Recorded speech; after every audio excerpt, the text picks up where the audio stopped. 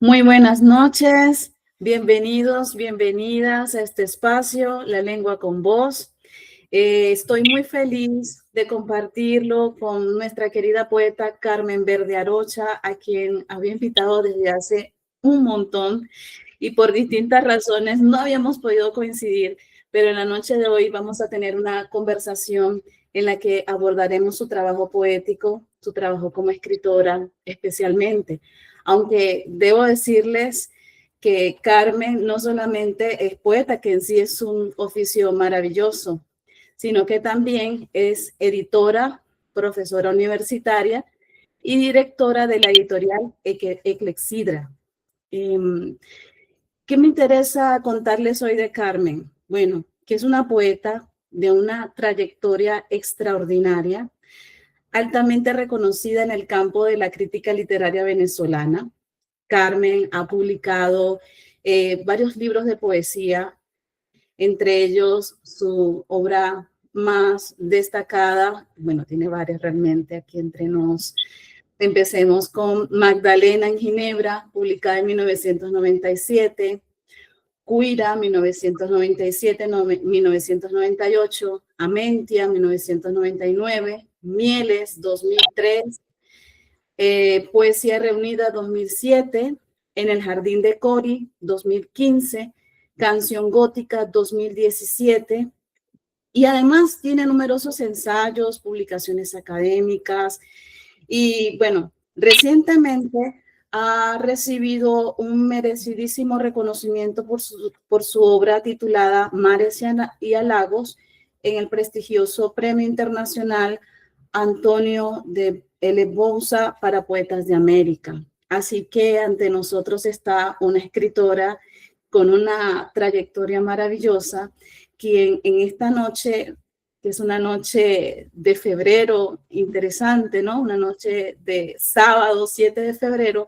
va a hablar con nosotros sobre su poesía, su trayectoria, pero también, bueno, todos esos secretos o temas recurrentes o estructuras que los poetas encuentran a bien desarrollar en su trabajo. Así que, Carmen, muchas gracias por estar con nosotros y bienvenida a este espacio. Bueno, Eleni, imagínate, después de esta presentación, buenas noches, muy contenta de estar aquí contigo. De verdad que estoy acá con muchísima ilusión y de hace tiempo he venido siguiendo tu trabajo, eh, tus trabajos de investigación poética, así que, y he visto tus entrevistas anteriores, así que bueno, estoy muy contenta de verdad de estar contigo, con tu público y con todos los amigos que nos van a estar escuchando. Así es, Gracias, así de verdad. es. Tenemos en este espacio una comunidad que se está formando de escritores, de estudiantes. Queremos seguir estableciendo la posibilidad de estos diálogos que nos permitan compartir un poco de este alimento maravilloso que es la poesía. He estudiado tu obra y para ello he revisado el trabajo de grandes críticos literarios venezolanos y también especialistas extranjeros que han encontrado en tu trabajo unos temas, unos topois, si se quiere, si lo desplazamos al campo de la poesía recurrente en ti.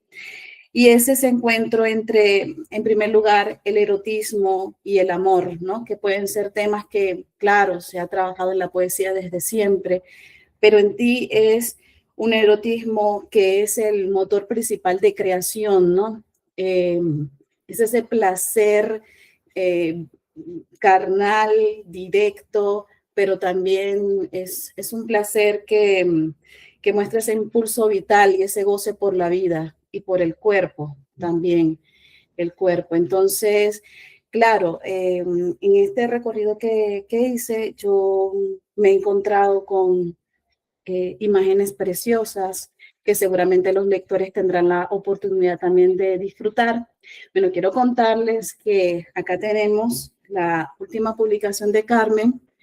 Pueden adquirirla a través de distintos medios y es Que el río responda. Es su antología poética publicada por la colección Visor de Poesía. Y es a través de este trabajo principalmente que se va a basar hoy nuestra discusión. Sin embargo, esperamos más adelante, Carmen, poder abordar ese estudio por temas de los que te he conversado. Bueno, el otro es la naturaleza y la animalidad. No sé si has tenido conciencia, yo creo que claro que sí, te he escuchado en algunas entrevistas esa presencia de, pues, esa comunicación entre los animales y el hombre, que a veces es el hombre animal, a veces es el animal y el río y las fuentes y los otros elementos de la naturaleza. ¿Cómo es que llegan estas imágenes o estas intenciones poéticas a tu obra? ¿Cómo es ese ejercicio de construcción o de reflexión para ti? Sí, bueno, la naturaleza está en todo, ¿no? Yo me imagino que eso viene desde mi infancia, porque de niña nos tocó mudarnos a un pueblo eh, de aquí de Caracas, más hacia el estado Miranda, en Guaycoco, que lo menciono en algunos poemas y en algunos libros. Y bueno, en esa localidad, cuando llegamos, era un espacio que se estaba fundando. O sea, Guaycoco tenía un solo transporte en la mañana y en la tarde. Y el resto era carreteras de piedra, estaba formándose. Entonces mis padres, mi mamá, mi papá, ellos realmente cuando llegamos a ese sitio, los vecinos tenían como muchas ideas de que aparecían los leones, claro, una cosa boscosa, ¿no? Los leones, que habían aullido, que aparecían los búhos, que aparecían, se imagina una niña de 4 o 5 años escuchando eso.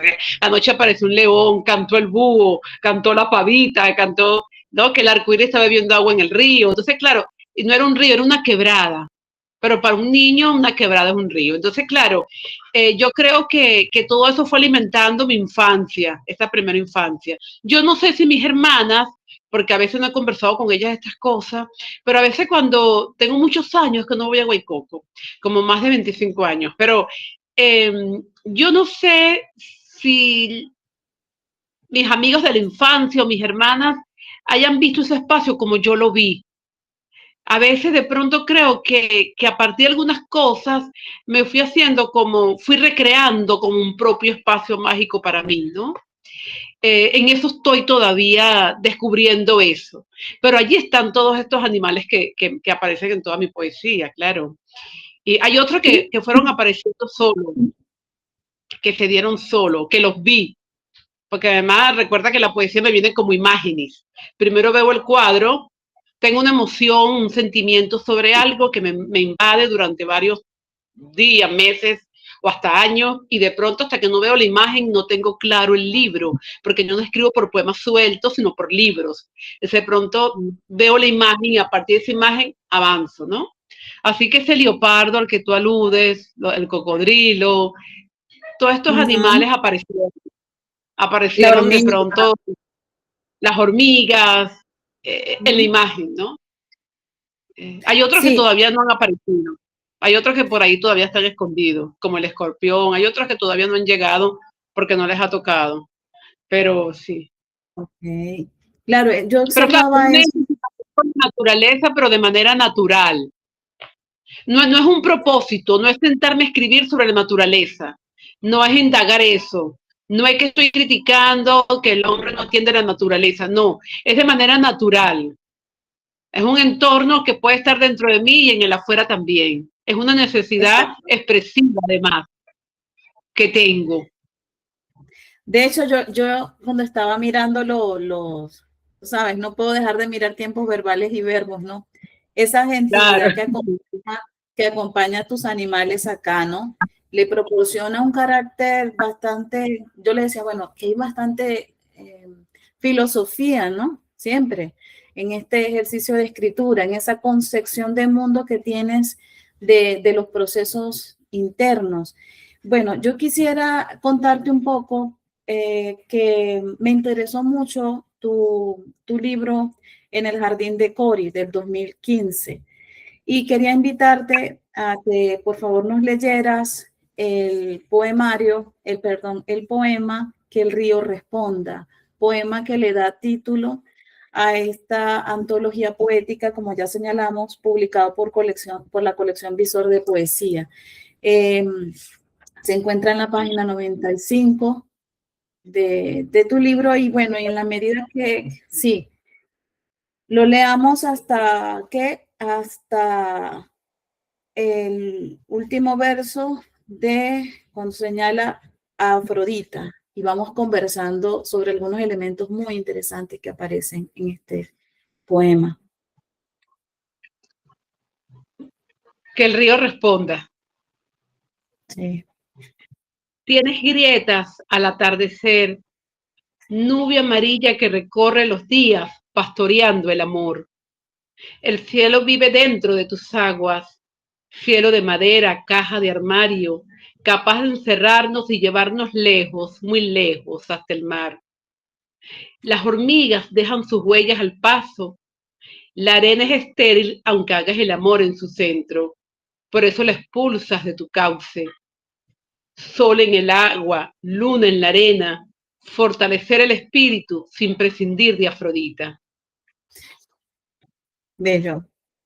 Pero como te comentaba al inicio, que el río responda es una oración subordinada, ¿no? Ya su naturaleza como oración sustantiva. Y a mí me llama la atención porque también es el título de la antología. Sobre esa toda subordinada esconde, en este caso, oculta la oración principal, porque de ella depende. Entonces yo me preguntaba, ok, que el río responde. El río siempre ha sido entendido como en sus metáforas del tiempo, de ese transcurrir del ser, pero también en tu poesía, como hemos apreciado y he apreciado un conjunto de, podríamos decirlo, de sentencias, de aforismos algunos, también creo que es una demanda de esta voz lírica por entender un poco el trasegar de este sujeto, hombre-objeto, que está a punto de quebrarse, porque el primer verso inicia, tienes grietas al atardecer. Quienes tienen grietas son los sujetos tienen heridas, tienen heridas físicas. Claro, en la poesía la magia, ¿no? Inicia con eso. Entonces, yo quería preguntarte, ¿qué pasa en el atardecer poético de Carmen, en ese ocaso, en esas transiciones entre la luz a la oscuridad? Cuando inician cuando estas entidades, porque sí, se están construyendo entidades, aparecen y nos hablan de tiempo, de ese ser humano que está a punto de dejar de ser en su esencia, pues, y convertirse en otra cosa. Entonces yo decía, bueno, en cierta manera, siento que en tu poesía hay una constante discusión entre vivir, otros modos de vivir y la constante lucha con eso que llamamos muerte. Pero acá yo veía la muerte representada en la madera, en la caja de armarios, ¿no? De manera un poco metonímica, diría. Entonces yo no sé si tú lo ves de esa manera. Y otro elemento más para preguntarte es que también veo que la adjetivación, que para muchos poetas es un recurso fascinante para construir nuevas imágenes, aquí la adjetivación se debilita y aparece sustantivos complejos, vamos a decirlo así, sustantivos como agua, luna, río, fruta, y también otras formas como por ejemplo ser de río, que también es una estructura nominal y hace referencia a otras entidades. Entonces, bueno, esos dos elementos, ¿no? Fundamentales que me interesa conocer tu visión, bueno, que si es así, es juicio, es sentencia, es estudio del ser, es esa lucha constante contra la muerte, es el sueño dentro del sueño. Es que hay mucha filosofía en tu obra y no precisamente filosofía occidental directamente, ¿no? Hay otra filosofía, siento. Sí, claro, mira, que el río responda, por supuesto, todo el poema es una oración. Y el título que el río responda es porque es como ese estar en la poesía, o sea, es decir, que el río responda todo lo demás, o sea, es decir, que responda cualquier pregunta que me haga o que se haga el lector. Por eso que digo que el río responda. Bueno, la antología se llama Que el río responda porque en el momento en que estaba haciendo la antología, dije, ¿qué título le pongo a todo esto? Eran muchas voces. Y dije, bueno, que pasando las páginas me conseguí con este poema y dije, claro, este es el título, que el río responda, que el río se encargue de esto. Y eso fue, ¿no? Que el río responda por mi poesía, que el río responda por mí. Pero ahora, claro, al principio el río surgió como una imagen física, porque mi padre, y ahí está el poema Cuira, mi padre es de Barlovento, del estado Miranda, aquí en Venezuela, y por supuesto hay un río que se llama Cuira, donde él pasó su infancia. Y mi padre simbolizaba el río para mí porque cuando vivíamos en Huaycoca, él nos hablaba de ese río y no lo conocíamos. A mí me llevaron chiquita, pero yo no recordaba ese río. Y mi papá lo nombraba mucho, el arcoíris, los encantados, nombraba una cantidad de cosas maravillosas en torno a ese río. Y por supuesto yo le escribí ese libro. Una vez que mi padre muere, yo no me llevé bien con mi padre, pero me reconcilié con él a partir del libro Cuira. Entonces, claro, él muere y yo le escribo ese libro, se llama Cuira. Entonces, es parte de un río físico. Pero fíjate que ya ese río estaba dentro de mí, en Magdalena, en Ginebra, yo menciono el Ródano. De hecho, digo, allí está el Ródano, digo en ese poema. Quiere decir que era algo que ya venía conmigo.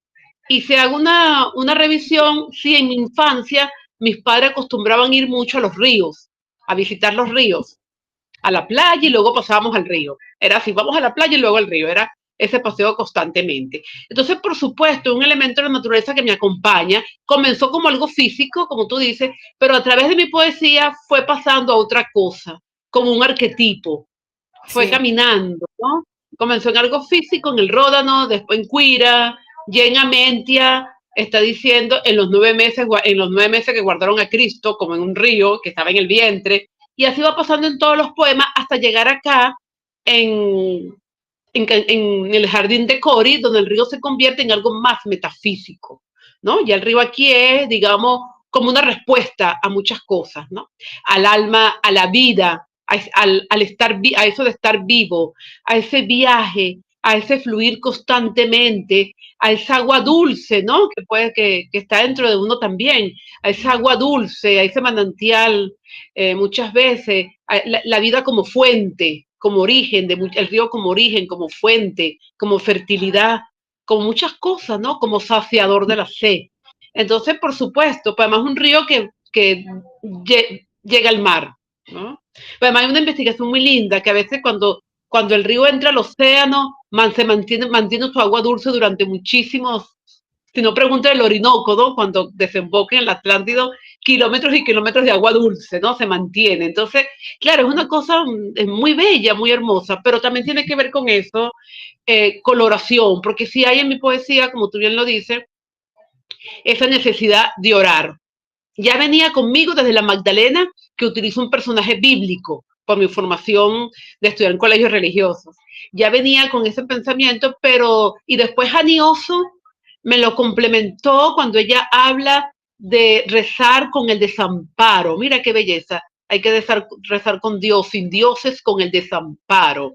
Entonces ahí encontré que la orfandad, que en algunos momentos de mi vida también me acompañó, también se le podía orar a esa orfandad, ¿no? Que se consigue en la infancia también. Entonces, claro, ya ves como no es una sola cosa, no es un solo propósito, es desde adentro que eso está anidándose, entonces, ¿cómo expresarlo? ¿Cómo sacarlo? Y eso solamente me ocurre. Yo escribo, te has dado cuenta que en 30 años, más de 35 años, 40 años escribiendo, desde toda la vida he escrito, de que yo me recuerdo, he escrito muy pocos libros, muy poco, porque no me cuesta, no es, la palabra no es que me cuesta, sino paso mucho tiempo madurando interiormente consiguiéndole una imagen al dolor, eso es. Por eso es que tú hablabas de cicatriz y no de herida. Mucho tiempo buscando para no expresarse desde el dolor, ¿no? Porque eso no es lo que me interesa realmente. Yo Exacto. apuesto a la vida, eso lo tengo claro. Pero bueno, para apostar a la vida hay que reconocer también ese quiebre que tiene. Sí, Muchos, sí. pero sí, claro, lo que tú dices es cierto, ¿no? Curar el poema, pero que no sea otro quien cure por ti, sino que ahí también está ese ejercicio como editora, ¿no? Tú misma, pasa el tiempo, me imagino que tus poemas en proceso tienen momentos de revisión, lo dejas reposar, luego lo revisas, lo miras. Hay, con respecto a lo que tú decías, ¿no? Y se siente ese trabajo de curadora, de editora, cuando somos capaces de ver cómo la voz poética no entra desde ese yo lírico desbordado, sino que hay un tú, hay un nosotros, se desdobla, digamos, no se muestra del todo que es ella, que es la que está dotada de ese saber, de ese sentir, la que lo expresa, sino es un nosotros que, bueno, que predomina mucho en tu poesía, que es ese colectivo, esas abuelas, esas mujeres que están allí, con las que se come, con las que se reza, con las que se alimenta, con las que han sufrido, con las que han estado en cautiverio y han llevado, digamos, esa herida. Mujeres que vemos también transformarse, por ejemplo, en tu poema Fata Morgana, mujeres que no sabemos en qué época están, ¿no? Visiblemente, ¿no? Y yo hablaba también, ahí me parecía ese carácter lúdico de tu poesía, de ese juego entre lo viejo, el nacimiento, entre la muerte y la vida, entre lo que significa ser una mujer madre, pero sin haber concebido, esas aparentes contradicciones en el mundo real, pero que adquiere un carácter de exploración y de lúdica, ¿no? Porque yo siento también que está jugando con el lector. ¿En qué sentido? En proponerles mundos, objetos, para mirar esos alumbramientos. Tú hablas de alumbramientos y me gusta mucho porque esa idea de la maternidad, del parto, de la concepción, está muy presente, sobre todo en esta parte, en este libro, está muy presente y me llama la atención, y por eso te quería preguntar, sobre esa idea que me parece que trabajas muy bien aquí, que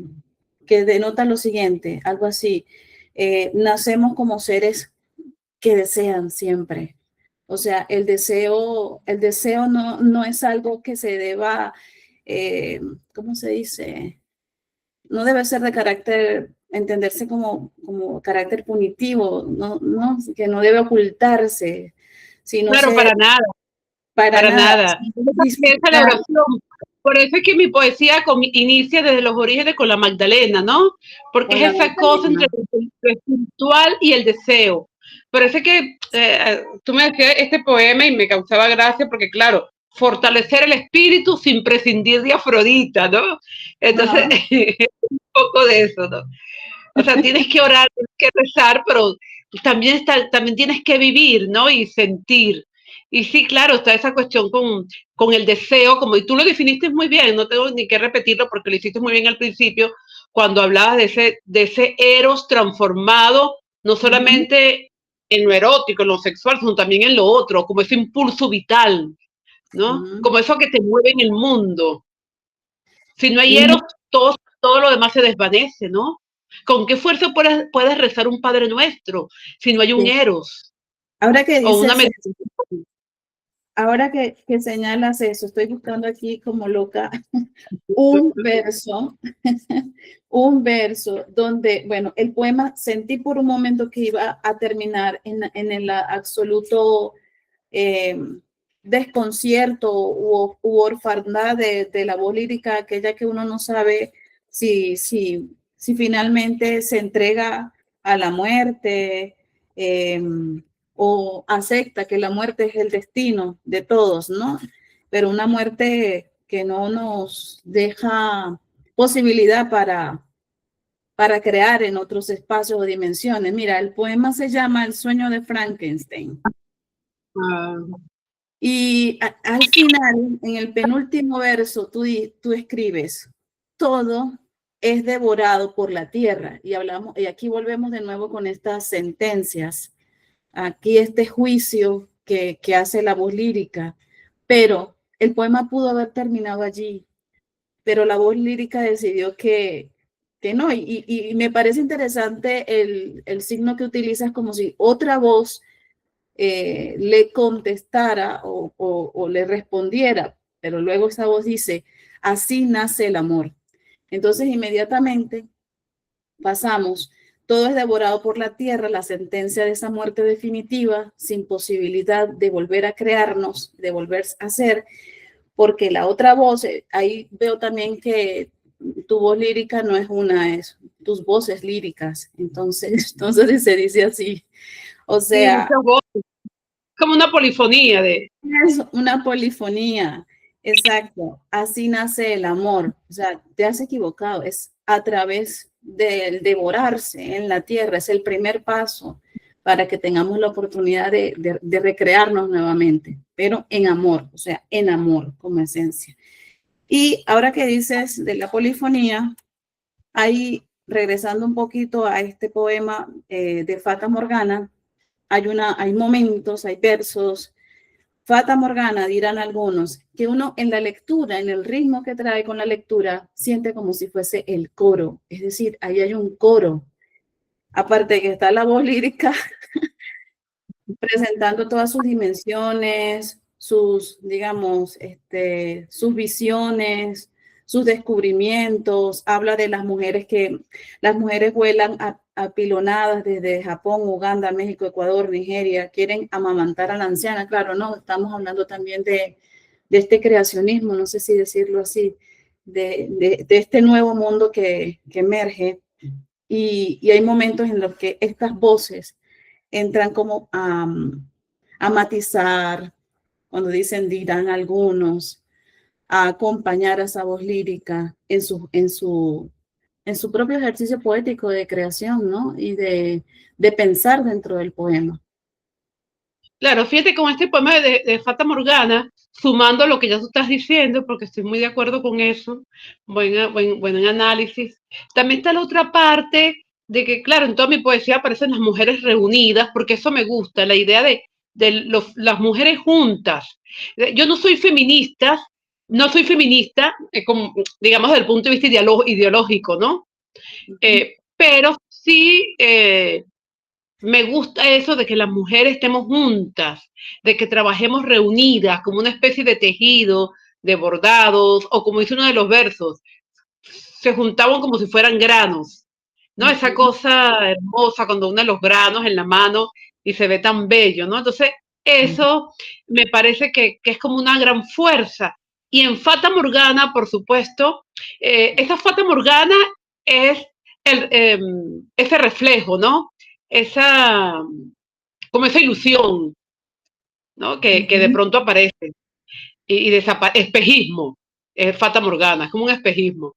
Pero por otro lado también, fíjate que hay una anciana, ¿no? O sea, el poema de la anciana que están haciendo Sí, y las mujeres están alrededor de la anciana, una anciana recién nacida, eso, ¿no? Entonces yo creo que es eso que necesitamos nacer ya con la vejez y con la sabiduría de las ancianas incluida, ¿no? Un poco, y también tiene que ver con, a mí, en mi poesía hay una preocupación por la infancia, ¿no? Hay una preocupación por la infancia, fíjate ahora, ¿no? Que es un tema que está como muy, claro, no quiero tocar esos temas, pero mi poesía hay esa cosa. Eh, y las niñas necesitamos nacer con esa anciana ya con nosotros, con esa sabiduría, ¿no? es Es una manera de sobrevivir, además, de claro. sobrevivir. Es Sí, como una imagen dura, pero es eso, ¿no? Eh, sí, sí, no son porque tiempos fáciles. no son tiempos, sí. No, y la inocencia que es el estado que predomina, un estado de vulnerabilidad, un estado en el que el sujeto, bueno, está encontrándose, ¿no? Dentro de su cultura, quién es, con quién está. Yo coincido perfectamente con lo que señalas, porque ¿por qué no nacemos con esta sabiduría de nuestras abuelas, de todo de lo que somos como mujer desde la cultura, y también, ¿por qué no? Y a veces pienso que lo mencionas, ¿por qué no? De lo que ya se ha vivido. Entonces, hay también como ese anhelo de ser alguien que, bueno, un niño, pero con un ser maduro y consciente de dónde está y quién es. No sé, Claro, pero tendríamos que, sin que dejaran de ser niños, uno ir despertando en ello esa sabiduría, ¿no? Acercarlo a las primeras cosas, a la naturaleza, al cuidado. ¿Qué es lo que hace la gente? ¿Qué es lo que hacen cuando esos animales que tú nombras, que aparecen en mi poesía, son animales, son fieras, como lo llamo yo, las fieras del bosque? Estas fieras del bosque, bueno, ellos sobreviven, eh, se protegen, se cuidan, ¿no? Uno viene también a sobrevivir, uno viene también a saber resguardarse, a defenderse, a luchar, a muchas cosas, ¿no? Entonces, ¿cómo preservar la infancia y al mismo tiempo resguardarse de ella? O sea, es una cosa como muy compleja. Por eso tienes que decirlo en poesía. Hay Sí, cosas que no sé cómo es decirlo, y no lo puedo decir de manera literal, porque no encuentro las palabras para hacerlo. Y exacto. entonces, Solo es por eso poesía en el hay lenguaje. sustantivos y sustantivos, pero no es una cosa tampoco que yo me siente a planificar, construir un poema con este y con este y con este, no. Es en ese Fluir. escarbando interiormente que comienzan a ver, empiezo a ver las cosas. Entonces, claro, ahí sale el lenguaje junto con eso, con ese alumbramiento. El poema dice, es un espejismo el alumbramiento. Claro, porque eh, trae muchas cosas esa expulsión. Wow, mira, en Canción Gótica, cuando hablas de las fieras, de los lobos, al final hay una pregunta retórica. Dice, ¿a qué se debe esta prisa? Y nuevamente me encuentro con estas sentencias. Los lobos siempre regresan. Los lobos siempre regresan. Entonces, claro, uno al leer este verso, dentro del contexto del mundo actual, uno puede entenderlo de distintas maneras. ¿Cómo Claro. sí, cómo se conciben esta idea de que los lobos siempre regresan, ¿no? A qué debemos esta urgencia? Por, digamos, eh, por constituirnos, si hay peligros, si hay peligros, yo digo en las riberas. Yo nunca me aprendo mis poemas de memoria, ni mucho menos. Tengo en la mente una cantidad de versos. Pero ese es el poema donde la muchacha pierde la zapatilla, ¿no? Esa cosa como del cuento de hadas. Creo que es esa, donde Mira, pierde la zapatilla y el capitán de la... ¿Ah? vamos a darle un poquito de contexto a nuestra audiencia. Entonces procedo a leerlo. Tu voz de corteza de árbol me esconde. Si el suelo está cuajado con pétalos caídos, ¿por qué apareces de blanco con una camisa de lino? Una cama junto a los frutos en flor de la estación. Tú los comes despacio, incluyéndome. No se puede amar en presencia de nuestros muertos.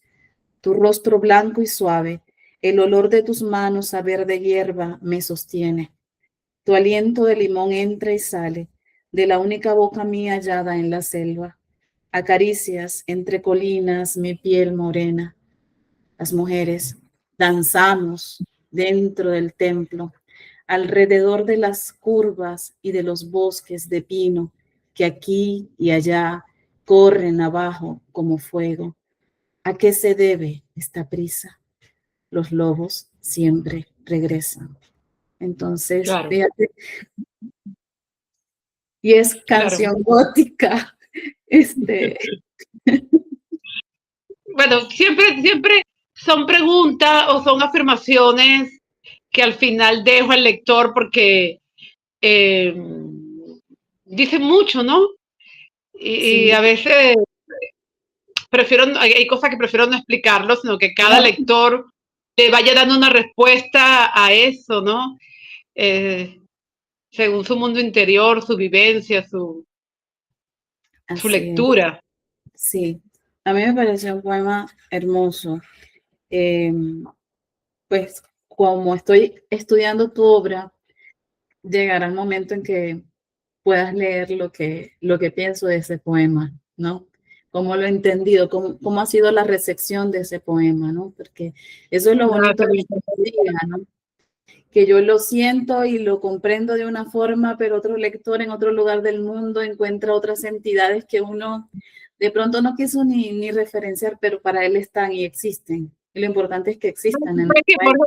Borges, ahora que te escucho, recuerdo una frase que leí que decía Borges, alguien le preguntó y Borges decía, bueno, lo que pasa es, le preguntaban por un poeta que más nunca escucharon, ¿y por qué se olvidaron de ese poeta? Entonces Borges decía, claro, no es que se olvidaron, es que los lectores no pudieron seguir interpretando lo que escribía. O sea, hay que dejar que los lectores sigan y sigan viéndose en el texto, ¿no? Agregando. No, bueno, es lo que yo pienso, puedo estar equivocada, pero... Tienes toda la razón, sí. Es el lector el que, claro, el escritor deja, ¿no? Delega un poco ese trabajo de construcción, de decodificación del poema, pero no es una decodificación en aislamiento o en desconexión con el mundo, es también con la vida de quien lee y con la vida Claro, de... yo siempre cuido de que el sentimiento o la emoción que me acompañó al escribir el poema esté allí, ¿no? Y bueno, a partir de esa emoción, el lector puede encontrarse Así es. en cada texto, pero... Bien, sí, bueno, me emocionó mucho el poema. A ver si salgo. Ok, bueno, te hablaba un poco de estas sentencias. Yo creería que si se revisa toda tu obra podríamos encontrar estos aforismos, sentencias, juicios, miradas, versos que podrían formar parte en sí mismos de una antología de poesía breve, yo diría, ¿no? Porque condensan no solo la esencia del poema, sino también una reflexión filosófica profunda, ¿no? De la vida. Y eso es lo que hace un poeta también, o algunos poetas, es preguntarse por ese sentido del ser, de la vida, de lo que no puede ser nombrado desde la física, desde la química, de otras disciplinas, de lo que no tiene nombre, volviendo un poco a lo que y hay a, esa, a ese desconcierto que nos deja la poesía y lo que no podemos definir, ¿verdad? Ni entender tampoco. Por ejemplo, una de tus sentencias es que te comentaba en nuestras conversaciones anteriores, vivir tiene sentido y estar muerto también, ¿no?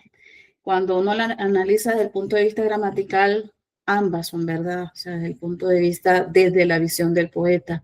Y además, como estás construyendo, perdóname una oración compuesta, ¿verdad? Copulativa, ambas están en el mismo nivel, sí, de validez y de aceptación por parte de la voz lírica. Es esa contradicción a veces que en el mundo occidental se plantea que lo que se entiende por vivir y por morir en las distintas culturas, podríamos entenderlo. Hay culturas más que exploran otros territorios, ¿no? De ese estado de estar en la vida y también representan esa idea de ese río constante en movimiento. Y cuando un río entonces está muerto, en realidad está, o sea, cuando hablamos de ríos secos, que esa es otra, yo dije, voy a explorar a ver el sedimento. Deja de fluir. Cuando está seco, deja de fluir. Exacto, la idea de sedimento de esa arena fina, porque he visto que en varios poemas aparece la arena, imágenes que tienen que ver, no recuerdo, tal voy a buscar, con el sedimento. Decía, bueno, voy a mirar, voy a explorar por acá a ver qué encuentro, dije. Ese es un libro que viene un libro sobre eso, No me sobre la digas. tierra y los légamos. Viene un libro sobre eso y el cuerpo, sí. O sea que ya, sí, yo lo venía presintiendo, yo decía, pero, ajá, Entonces, claro, también esa necesidad, ¿no? Y había otra que me gustó mucho también. El cuerpo es lo último que hallamos al tocarnos, que sigue jugando con ese mismo, con esa misma idea de capas, de estar en distintas capas, espacios, desplazamientos a placer y a gusto por los espacios, el espacio-tiempo también, un poquito de física cuántica. Yo decía, pero bueno, Carmen, a veces siento también que aquí está la física de las partículas aplicada a los cuerpos, a entidades mucho más grandes, no a la física cuántica de lo pequeño, sino a estas entidades que somos nosotros en el mundo físico. Y me pareció muy interesante ese ejercicio, ¿no? Pero hay algo de eso también. Hay algo de eso también, sí. Porque claro, es un cuerpo que danza, ¿no? En todos en los libros siempre hay alguien que baila, que danza, ¿no? Pero el baile más que como el baile físico que conocemos, que también puede ser, pero también hay algo que va danzando como una especie de tejidos alrededor, en círculo, y eso va en círculos. Claro, hay un libro inédito donde hablo también de esos círculos, donde van abriendo y cerrando, girando. Y entonces sí, hay un desplazamiento, claro que hay el desplazamiento de la danza, ¿no? Del viento, de mover el aire, de ir transformando lo que se va tocando. Y por supuesto, el cuerpo a lo largo de la vida tiene capas, tiene fragilidades, tiene quiebres, ¿no? Y por supuesto, el cuerpo en Occidente se rechaza mucho y al mismo tiempo se abusa mucho del cuerpo, se martiriza mucho. Entonces, eso también está allí, digamos, en mi poesía, ¿no? Y a eso le sumas además que he tenido una salud bastante frágil, ahora estoy muy bien, pero he pasado gran parte de mi vida con operaciones, con situaciones difíciles de salud, entonces a eso también suma esa fragilidad de la que hablo allí, ¿no? Y también de darle ese peso al hecho de estar vivo, de interesarte por las cosas del día, la noche con las cosas de la noche y el día con las cosas del día. Los vivos nos mortificamos por el día. O sea, es decir, el hombre en la naturaleza no es imprescindible, pero tampoco es imprescindible que se muera. O sea, digamos que es tan necesario como todo y es importante que exista, que esté, ¿no? Y que dignifique esa vida.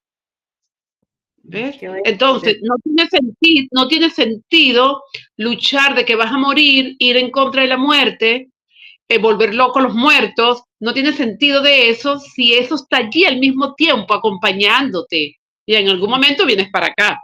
Entonces, es tan importante estar vivo como estar muerto también. Entonces, si estás vivo, ocúpate de las cosas del día, de las cosas de los vivos, que es aprender a vivir. Eso. Que es estar Eso, en armonía, en relación con tu entorno. De eso se trata, ¿no? Pero bueno, hay fragilidad, hay mucha fragilidad, hay légamos, hay vientos, hay fuegos, están los deseos, las fieras del bosque, el desamparo, está la infancia. Hay muchos obstáculos realmente que no es sencillo estar para, vivo. exacto, para llegar a esa conversación honesta, ¿no? Con todo. Mira, hay un Sí. poema que se titula, porque las hormigas también aparecen en distintos, y tienen distintas funciones. Ahorita estoy tratando de mirar esos campos, ¿no? Cómo trabajan las hormigas y qué son dentro de tu poesía. Ese poema se titula Solo las hormigas. Solo las Y, hormigas. y Nadie me ha hablado de ese poema nunca y tú me lo estás mencionando. Solo las hormigas, sí. sí, porque tiene, bueno, este es un espacio para la poesía, la diáspora y la investigación. Entonces encontré conexiones muy interesantes. Yo no sé si lo habías mirado, si lo habías abordado desde esa visión, pero hay un elementos yo sentí elementos de contextos, de cómo estás entendiendo un poco la migración, la migración. Entonces, fíjate, no sé si lo leemos o lo leo como quieres. Puedes leer aquí. Ok. No te asustes. Caíste de la cama al dormir Las hormigas sintieron tu peso y el sigilo de la sorpresa. Las plantas y los árboles emigran de un país a otro en busca de una tierra fértil que dé cerezos, hierbabuena y eucaliptus. ¿No es la primera vez que caes, o sí? Las palmeras sostienen bien el cuerpo, el ruido de la sombra al moverse y el viñedo abajo esperándote. ¿Desde cuándo no te peinas? Es lo primero que le preguntan a uno al caer al suelo. Dicen que los primeros cabellos nacieron de raíces incrustadas en la tierra. Entonces, hay unas preguntas que por eso me río mientras hago el ejercicio de lectura, que yo digo, Bárbara Carmen, o sea, ¿desde cuándo no te peinas? Es tremendo. Entonces, bueno, yo te quería preguntar si en realidad fue una percepción mía, si fue intencional o no, pero claro, al hablar de las hormigas, uno ve a las hormigas todo el día ocupadas, llevando cosas, moviéndose, desplazándose, migrando. Pero a mí me interesó también esa imagen del árbol, de los árboles. De hecho, hay mucho del punto temático en la literatura, un poquito que he podido leer, que dice, hay una imagen de un autor, no recuerdo, que dice que los árboles mueren de pie, pero aquí en tu poesía los árboles emigran, salen, caminan. Entonces, pues no sé, yo dije, Bueno, los árboles siempre han ido de un lugar a otro. Los árboles siempre han ido, a los árboles lo han traído de un lugar a otro, de un pero en otras continente a formas, otro, en pero en otras otras partes. formas. Si uno sabe de inmigración y de migraciones son los árboles, ¿no? Pero claro, también en este libro, en El Jardín de Cory, este poema que se llama Sobre las hormigas, y en el libro en general, se anuncian muchas cosas que ocurrieron después, porque este es el año, este libro lo comencé a escribir como en el 2007, 2008, se publica en el 2015, y en este libro hay un poema que dice hambre, y hay poemas que hablan de la infancia de manera muy dura. De hecho, hay un poema que hablan de las niñas que fueron secuestradas en África, ¿no? Que dice, Sí, sí. para quedar sellada, se llama el poema. Y también hay un poema que habla también de la migración fuerte antes de que se diera, porque en el 2010, 11 no imaginábamos, y está el poema de Desesperanza, ¿no? Que fue lo que vino después, y el poema Sí. del hambre, y claro, las hormigas también están migrando todo el tiempo, y en sigilo, y además consiguen trabajo donde llegan, van y vienen, ¿no? Eso, van así Maravilloso. como caminando. Y hay un momento en que la humanidad, la pandemia frenó eso, pero hay un momento en que la humanidad ya no viajaba, sino que caminaba de un continente a otro, de un país a otro. Yo lo visualizaba así, en un sueño que tuve, vi cómo la gente caminaba, iba y venía ya. Bueno, yo vine a este país, pero te quedas, no, voy a estar aquí, pero luego me voy para tal parte. Era eso, ¿no? Estaban de paso siempre. Había algo de eso en el mundo, un movimiento que con la pandemia se frenó, pero había un desplazamiento muy fuerte. Entonces, claro, el poema viene anunciando eso y este poema también, ¿no? ¿Desde Sí. cuándo no te peinas? Claro, cuando tú caes al piso, caes en otra tierra, ¿no? En otro continente o en otro país, aunque sea el mismo continente, pero te peinas igual. O sea, ¿qué significa peinarse, no? ¿Qué significa ir a las raíces, no?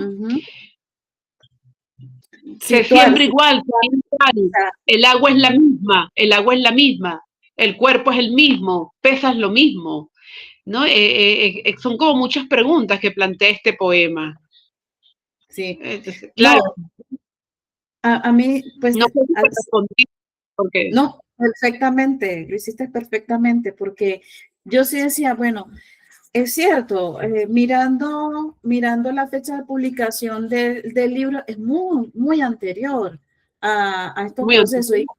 Sí, y esa idea, y me ha pasado, y creo que varios escritores también, creo que han vivido, los poetas han vivido ese como déjà vu, yo no sé si déjà vu que entra dentro del ejercicio de la escritura, que se anuncia fenómenos, procesos, que pueden darse dentro del contexto cultural en el que escribimos. Y a veces sorprende mucho ver estas obras, estos poemas que ya están, digamos, mostrando ya como en un escenario nuevo estas agencias, estas personas, estas comunidades, porque es también la historia de la humanidad, ¿no? Migrar forma parte de lo que somos, de ser humanos. Entonces, claro, me ha encantado las imágenes y esta idea de que los árboles, como tú decías, siempre están emigrando, pero no en la forma final de árbol, ¿no? Sino en semillas, en esporas. Se sirven de distintos elementos para poder moverse dentro del espacio. Entonces, también la gente que ayuda, que colabora, los los ayuda. Sí, sí. Entonces también estos hombres pájaros que aparecen, ¿no?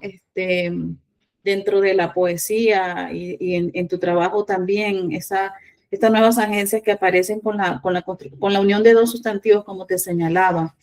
Y bueno, me gustaría que termináramos. Yo te decía Desesperanza, las dos versiones, pero si tú quieres, podemos seleccionar otro poema para cerrar este espacio y estas discusiones, bien sea de algunos que tú quieras, tú decís, una vez se espera que seleccionen, a mí me pasa, yo tengo a veces preferencia por algunos poemas, yo digo, qué lindo este poema, pero el que tú quieras, de pronto, no sé, a ver. No sé si quieres La Campana o... Ok, el de la campana. A ver, otro. El que tú digas. Ok.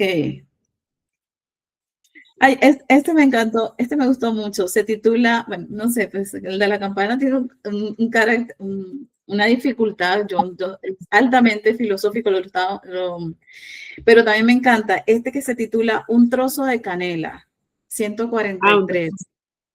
Un trozo de canela, donde hay estos elementos del rito, de los espejos voces de los antepasados y la variación que hablas de las comidas palabra, ¿no? Dices, bueno, la segunda versión. Te lo leo, esto. Sí, la segunda versión, la que dice página 100. Sí, la de 140. Sí, sí, por favor. 145. 145. Un trozo de canela, segunda versión. Sí. Con canela escribimos un poema, uno pulcro para cada mordedura. El arroz, no lo olviden, se compra en el mercado. Las mujeres acomodamos nuestros pezones debajo de la blusa para que no se asomen tanto. Venimos a esta tierra a cambiar un trozo de canela por un poquito de afecto. Sí. Tremendo, tremendo. Claro, y yo veía también ese elemento de conexión. Siempre se ha relacionado la escritura poética con el arte de hornear el pan. No sé si recuerdas a Eugenio Montejo. Hay momentos en la poesía que yo escribí aquí un ladito, mira, escribí palabras, comida, palabras. Hay niños que están comiendo, otras personas por aquí, pero en el poema no es comida directa, es una especie, ¿no? La canela. Canela es una especie, sí. Es una especie. Entonces, escribimos un poema, uno pulcro, y este adjetivo que está allí, que es sustantivado, me parece, uno pulcro, habla de tu proceso poético de curaduría, de atención a la imagen, a la construcción, a esa dimensión de cuidar el poema, o sea, de no ir entregándose, desbordando desde el lirismo, desde el sentir. Hay un poeta español que habla sobre ese momento del poeta. Él habla, creo que es Luis Cernuda, ay Dios, espero no equivocarme, pero él habla de eso, de que el poema te sirvió para tu ira, para expresar tu amor, te sirvió para hablar de la desolación, te sirvió para hablar de la tristeza, pero bueno, ya eso fue, ya pasó, ese es el momento, ahora yo continúo con mi vida, algo así más o menos señala el poema, y esto va a quedar grabado. Bueno, pero acá vemos que ese impulso inicial de creación, que es la emoción, está bajo control, ¿ok? Hay un trabajo muy delicado con el lenguaje y una preocupación constante por cuidar que cada vocado, en este caso, cada verso que recibimos de tu obra, de tu libro, sea, fíjate que tienes un elemento pulcro, mordedura. O sea, uno esperaría que con la comida, por eso la sinestesia, la relación sensorial, ¿no? Las diferencias sensoriales. Lo pulcro es lo limpio, ¿no? Lo que está inmaculado. Pero acá está relacionado también con el acto de comer, ¿ok? Casi que de manera ritual, alimentarse de la poesía. Yo no sé. Sí, fíjate que en Amentia, ahora que tú hablas de eso, en Amentia hay un poema que habla de eso, precisamente, que tú estás hablando, porque el poema habla, te lo puedo leer rapidito, Sí, no sí, sé ¿qué si tienes página? tiempo. ¿En De qué página? Amentia, página 47 del libro Amentia, página 47, que se llama Regina Shelley, se llama El perejil en ayuno. Tiene que ver con eso, porque lo que tú dices es bien cierto.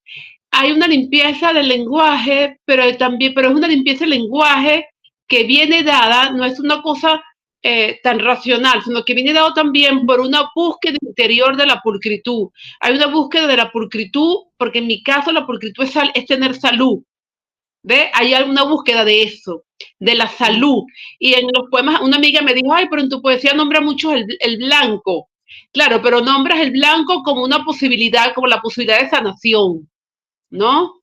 Del algodón, de la gasa, de los elementos quirúrgicos, porque siempre hay algo de operación, ¿no? Porque he sido muy operada. Entonces, claro, también eso, fíjate que en ningún momento yo nunca hablo de mi salud, ni mucho menos, pero eso está en toda mi poesía. Y lo estoy tocando hoy porque tú has mencionado lo del cuerpo, ¿no? Por eso hablo de eso, Sí. si no lo menciono, no lo nombro. Entonces, claro, pero hay esa cuestión de pulcritud y de limpieza que está todo el tiempo y es transversal a las diferentes capas que tú hablas del cuerpo, ¿no? Y entre esas capas del cuerpo también están las capas del poema. ¿No? Si tú limpias el Exactamente. alma, si limpias el alma, limpias el cuerpo, limpias la palabra, limpias el pensamiento, limpias los versos, vas limpiando, ¿no? Y Entonces, horas. y borrando. El perejil en ayuno. Dice esto el poema, que te ilustra todo lo que tú has dicho. Hay que despertar a la tierra, quitarle el lunar de los ojos para que los muertos no se mezclen con ella. Camino despacio, lentísima, sobre la arena que lleva la hacienda Las Marías. Dase orar en esta calle. Puedo leer el musgo, las raíces podridas, tengo las pestañas quietas. Permanezco con el cuidado de no tropezar las tumbas ni las hierbas en este andar silencioso como si estuviera listando piedras o sembrando tubérculos. El aire está pleno de huecos y los parásitos limpian para que mi cuerpo regrese sobrio a la vida. Qué bello. Ahí, esa pulcritud de la que tú estabas hablando. Esa pulcritud, exacto, esa pulcritud en el acto de creación, en el acto de revisión y en el acto también de servirse del poema como alimento, que no sé si decirlo, como alimento que te constituye, te vitaliza. Es un bocado, es un bocado. Es un bocado de vida, no sé si entenderlo así. Bueno, ya estamos finalizando este espacio. Bueno, ha sido una conversación que he disfrutado mucho. Pasó muy rápido. Yo Pasó estaba muy tan rápido. aterrado. Ya tenemos casi 50 y tantos minutos conversando, pero ha sido maravilloso escuchar a Carmen. Carmen nos dice que ella no es tan, no intelectualiza, pero es que es brillante, la han escuchado y yo quisiera que pudieran adentrarse un poco más a su trabajo, a toda su obra, porque es interesante cómo se sirve del lenguaje. Y bueno, saben que a mí me encanta el lenguaje. Intento comprender el lenguaje. No sé si eso sea posible, pero quiero compartirles una de estas poemas, no sé si de llamarlos poemas sentencias, con el que me gustaría cerrar este encuentro de hoy. Y dice así, he tomado una cita de Virginia Woolf, dice, no se puede conseguir paz evadiendo la vida. No se puede conseguir paz evadiendo la vida. Y yo no sé si finalmente eso está vinculado con el oficio de ser poeta, y de ejercerlo como siento que tú lo ejerces, desde la honestidad, desde esa búsqueda íntegra por la verdad y por el sentirse dentro del espacio bien servido, volviendo un poco a tus metáforas culinarias. Entonces, bueno, Carmen, estoy buscando el poema. Uy, me metí en aprietos. Estoy buscando el de Virginia Woolf. Ah, Bueno, sí, estoy cerrando. este Ay, se llama retablo no, está en el de, ese está en el jardín de Cori. sí, está en el Y jardín de está en página 113. 113, ok. 113. Bueno, mientras tú Ah, lo buscas, gracias, de verdad, no, estoy muy contenta aquí de haber está, compartido contigo, ajá, de te esa escucho. lectura tan hermosa que he hecho de mi poesía y no dio tiempo de mencionar, pero estoy muy agradecida de los poetas que he leído, de los poetas que me han acompañado. Tú me decías, ¿tienes influencia en la poesía española? Bueno, ¿quién no tiene influencia en la poesía española? Bueno, yo estoy en mi vida, toda mi vida en colegio religioso, así que toda mi vida he estudiado la literatura española y he dado clases de literatura española. Te acompaña todo, pues no, o sea, uno no es nadie sin Cervantes, sin Lorca, sin Quevedo, sin Machado, o sea, imagínate, es una cosa, y los poetas contemporáneos que sigues leyendo, y los poetas latinoamericanos y nuestros poetas, ¿no? También, así que yo estoy muy agradecida por todas las lecturas que he tenido la oportunidad de los poetas de conocer y los que he leído, me han dado mucho. Después de allí, bueno, uno después, con la enseñanza de los maestros, uno ve qué hace y surgen algunos poemas como estos, ¿no? Que buscan de defenderse y uno le va dando su propia voz. Pero Así es. sin ellos no somos nadie, sin Sí, esos poetas que nos precedieron. yo creo que hay que, primero, ser buen lector, ¿no? No, Sí, no, se piensa a veces que el poeta escribe, bueno, desde la emoción y tal, pero el poeta también es un lector que está estudiando a los grandes, a los, todo el a, tiempo. todo el tiempo, ¿sí? Y nos estamos mirando continuamente en esos espejos, en esas formas, y volviendo a ellos. Quiero Ahí terminar con tienes. estos versos. No, ¿Cómo? sí, el de los 113, ¿no? Te dije. Ujú. Tienes aquí una pregunta, dice, ¿cómo se puede dormir erguido sin despertar? Wow, eso, ¿cómo se puede dormir erguido sin despertar? Y creo que también el ejercicio de la poesía es estar despierto. A veces es incómodo, ¿no? El ejercicio de escritura desde la vigilia. Sobre todo hay poetas que son altamente nocturnos, pero desde el punto de vista de ver, de ser consciente de que estamos viendo y que estamos viendo en distintas formas. Miel, acoplamiento de bronce, libera a los amantes de la esclavitud del vientre, de la mudanza de fe. Jarabe que desmorona el cielo en nuestra boca. No se puede conseguir paz evadiendo la vida. Es Virginia Woolf, abeja de río. Y yo creo que hay muchas abejas de río en la poesía venezolana y yo siento que tu poesía es una poesía de la que se va a escribir, o sea, se va a escribir y se va a recordar mucho dentro del canon literario. Es lo que te cuento aquí en secreto. Amén, amén. Ahora que nombraste a Virginia Woolf, cuando tú me hablas del río en toda mi poesía, pensaba ahora escuchándote, ¿no? Porque de lo que has dicho, me ha dejado mucha resonancia. Entonces estaba escuchando y te me decía, bueno, tú nombras el río todo el tiempo, no sé qué. Yo digo, Dios mío, qué arriesgada soy de hablar del río, ¿no? Si Virginia Woolf, y le he escrito un poema a ella sobre eso en un libro inédito, si Virginia Woolf fue una ofrenda de río, ¿no? Entonces, es un atrevimiento el mío de hablar tanto del río, y mira Virginia, ¿no? Pues se la llamo abeja de río, ¿no? Okay. Una poeta de la narración, del alma, Virginia, que enseñó tanto a las mujeres, da tanto a las mujeres con su obra, al ser humano en general. Sí, yo creo que al tratar temas tan humanos, incluso problemáticos socialmente para la época y poco digeribles para la época de Virginia, la hacen, bueno, como tu imagen, conservando tu imagen, una abeja de río. Es también, no sé, siento que son poetas, en este caso escritoras, novelistas, que entran en ese río del ser, del pensamiento, de la cultura, y que no se quedan solamente contemplando el río. ¿Okay? Digamos que la contemplación es un buen ejercicio, pero están haciendo algo más. Yo no sé, hay un verbo, no lo tengo, casi que lo tengo acá muy cerca. ¿Qué es lo que hacen las abejas continuamente con la miel que están creando? Aquí lo tengo y de pronto aparecerá en mi ensayo, espero yo, en tu obra. Pero quiero agradecerte, Carmen, nuevamente por este espacio. hay que ser muy valiente, como decía Blanca Varela. Hay que tener coraje para escribir.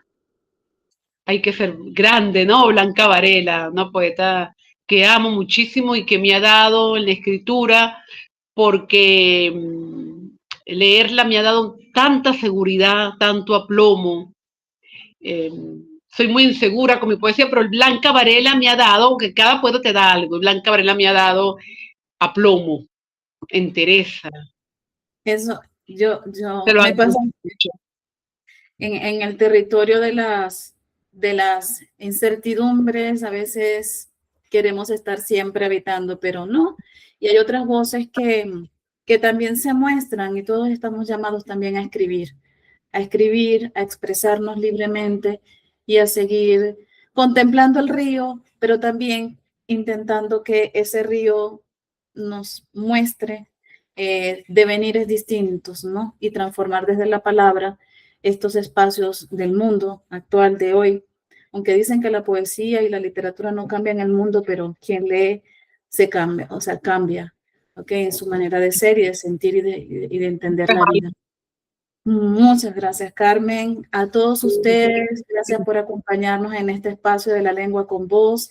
Seguiremos compartiendo la obra de otros poetas venezolanos, quienes nos aportan desde su experiencia, desde su propio ejercicio poético, desde las certezas y las incertidumbres, una manera de ver el mundo y una manera de entendernos. Gracias a todos, que tengan muy buenas noches. Hasta luego.